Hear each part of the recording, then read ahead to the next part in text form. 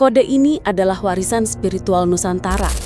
Saat ini, pertarungan itu nyata, bukan lagi dengan keris atau tombak, melainkan dengan ekonomi, propaganda, dan sistem global. Indonesia berada di tengah, dan mereka yang berkuasa, negara-negara adidaya, ingin memastikan Indonesia tak pernah bangkit.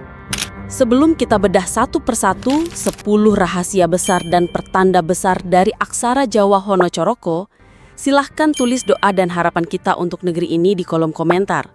Bagi saudara-saudaraku yang muslim, jangan lupa tulis sholawat. Semoga doa-doa kita semua terkabul. Pertama, rahasia sumber daya Indonesia. Indonesia menyimpan 30% cadangan nikel dunia, 22% timah, dan salah satu cadangan emas terbesar di bumi. Seharusnya kita menjadi kekuatan ekonomi dunia, tapi mengapa rakyatnya masih banyak yang miskin? Jawabannya sederhana, namun menakutkan. Karena mereka ingin kita tetap begitu. Negara-negara besar tahu, jika Indonesia mengelola sendiri tambang dan energinya, mereka akan kehilangan kekuatan. Indonesia terlalu kaya untuk dibiarkan bebas. Kedua, dari VOC ke IMF, penjajahan gaya baru telah lama dimulai. VOC datang membawa senapan dan surat kuasa dari Belanda. Mereka bukan pedagang, melainkan korporasi penjajah. Kini bentuknya berbeda.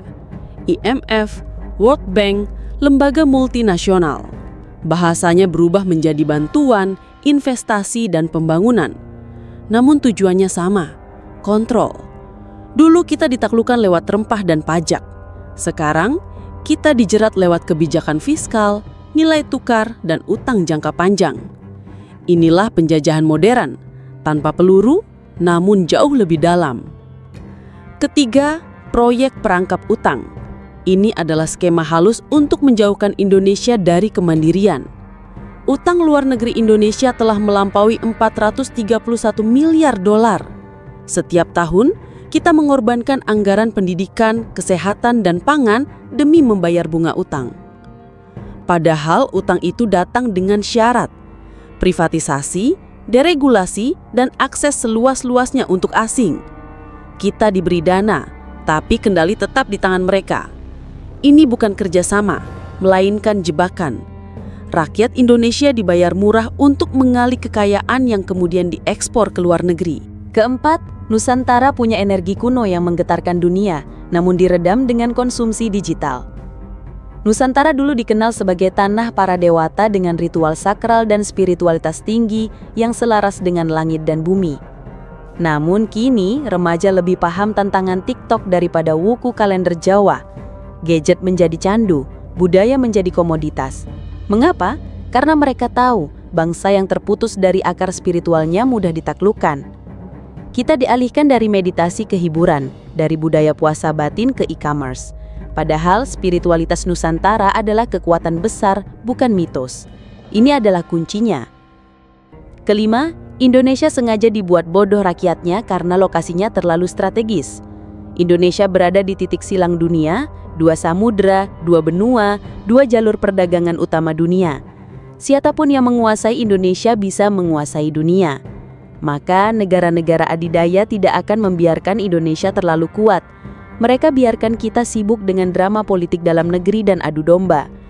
Propaganda asing terus menimpa negeri ini, menciptakan konflik horizontal dan ketimpangan sosial. Selama itu terjadi, jalur dagang dan energi tetap aman di bawah kendali mereka. Keenam, energi Nusantara tidak boleh dikuasai oleh orang Nusantara. Kita punya tambang, hutan, air, dan panas bumi, namun banyak yang tidak dikuasai oleh bangsa sendiri. Listrik kita mahal, sawah kita bergantung pada pupuk impor, dan energi dikelola perusahaan asing. Padahal energi adalah pondasi kemerdekaan. Selama orang Nusantara tidak mengendalikan energinya sendiri, Indonesia akan terus bergantung. Itulah kunci untuk menjadikan kita negara miskin secara sistematis. Ketujuh, Indonesia jadi target karena bisa mandiri tanpa dunia barat.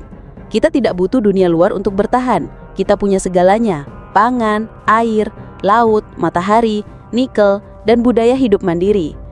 Inilah yang membuat kita berbahaya bagi sistem global. Jika Indonesia berdikari, negara lain akan mencontoh dan hegemoni Barat akan runtuh.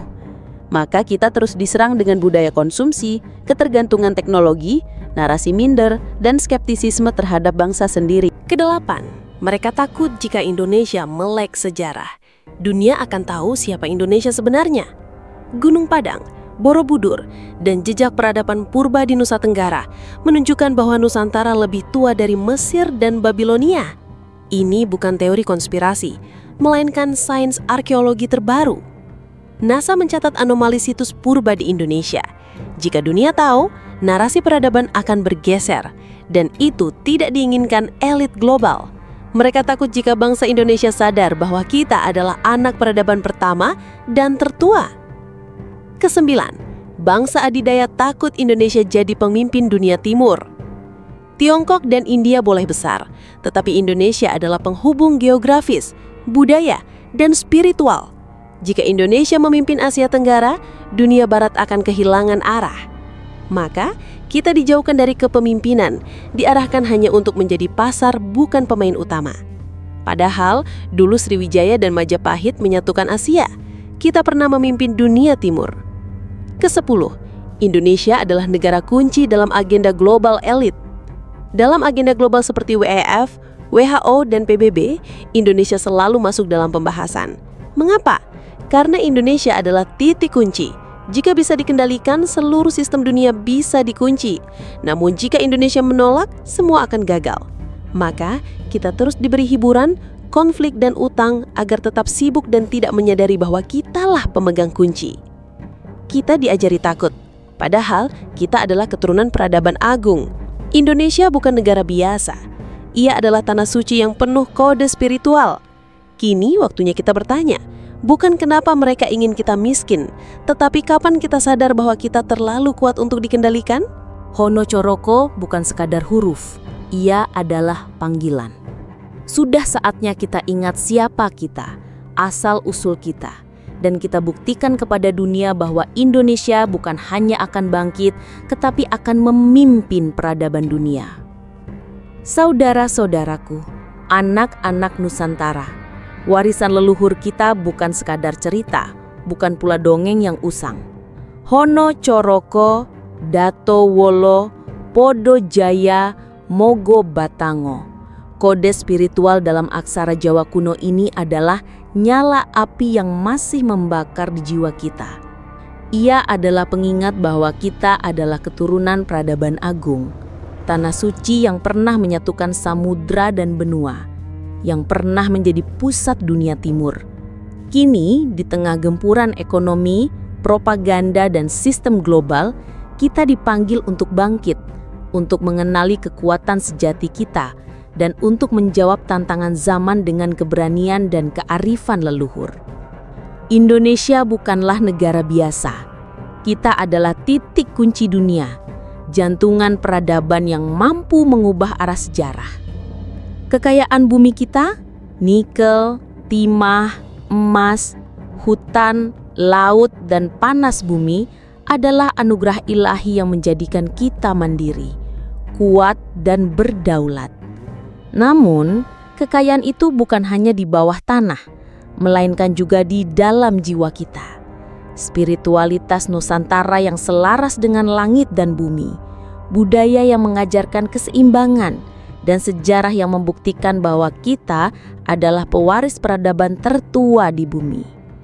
Gunung Padang, Borobudur, dan jejak purba di Nusa Tenggara adalah saksi bisu bahwa kita bukan pengikut, melainkan pelopor. Namun, saudara-saudaraku, musuh kita bukan lagi datang dengan pedang atau meriam.